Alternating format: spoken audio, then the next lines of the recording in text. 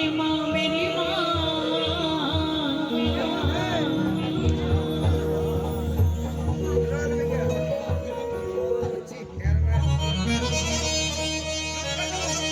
वृंदावन जाऊंगी, कर देंगे फरमाइश पूरी, वृंदावन लेके चलेंगे भाई। फरमाइशें नहीं रुकनी चाहिए, पूरी होनी चाहिए ना भाई।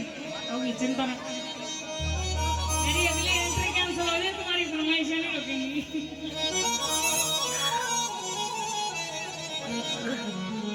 ये हो गया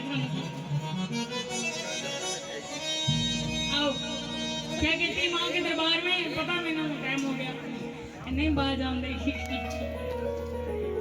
बंगला दिया, गाड़ी दी, कारोबार दिया, दौलत दी, शोहरत दी, अच्छा परिवार दिया।